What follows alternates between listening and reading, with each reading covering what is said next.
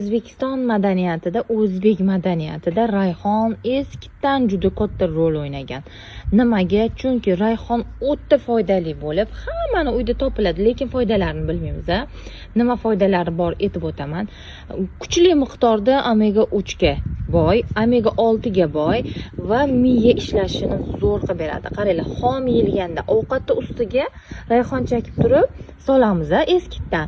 Hozir afsuski esdan chiqishi boshlayapti bu narsa, lekin buni biz esdan chiqarmasligimiz va ota-bobolarimiz qilgan ishi davom qilishimiz kerak.